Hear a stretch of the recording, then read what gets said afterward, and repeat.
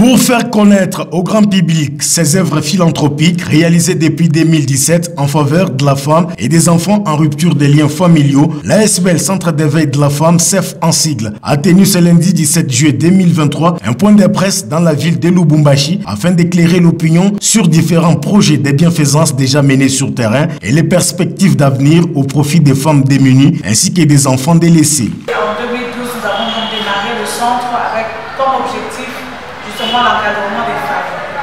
Mais qui dit femmes en situation difficile, il y a aussi des enfants à côté. Alors à l'époque, nous avons aussi pensé créer un projet pour les enfants malnutris. Donc les deux projets évoluent ensemble de 2012 jusqu'en 2015.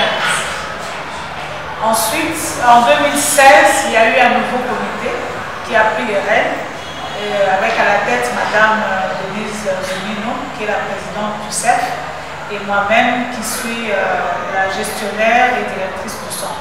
À l'heure actuelle, les centres d'éveil de la femme encadrent sur son site 24 enfants, filles et garçons, et ces derniers sont pris en charge du côté scolarité, nourriture et soins médicaux, a laissé entendre la directrice de cette ASBL, Nina Kibambi. Nous avons démarré avec le projet que nous appelons Prospettiva, c'est un mot italien, mais qui veut dire perspective d'avenir. Nous avons commencé ce projet en 2016 et nous avions commencé avec 6 enfants seulement. Aujourd'hui, le centre compte 24 enfants. Et nous sommes fiers parce que nos enfants nous accompagnent, ils sont avec nous même dans la salle. Lorsque nous voyons cette évolution, c'est une fierté pour nous parce que nous avons pu réussir à les intégrer. Ils sont scolarisés, tous ils vont étudier à l'école Louis Amigo, qui est une école des sœurs capucines. Et nous avons eu déjà ceux qui ont passé comment on appelle ça, le test de fin d'études primaires, qui sont passés en secondaire. Et nous en avons 3 qui sont déjà en secondaire et qui évoluent très bien. Alors ça c'est par rapport aux enfants. Avec les femmes, nous avons aussi continué le projet des femmes, et cette fois-ci avec des formations. Pour les femmes, les formations, nous les faisons selon deux fois le besoin et la demande.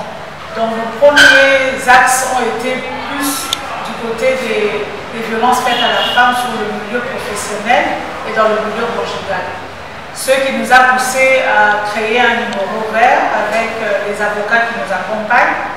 Nous avons créé un numéro vert pour aider les femmes à venir faire des consultations gratuites sur les harcèlements qu'elles peuvent subir au milieu professionnel, mais aussi les abus que les femmes rencontrent dans leur vie conjugale. C'est par une série de questions et réponses que cette conférence de presse a connu son déclin.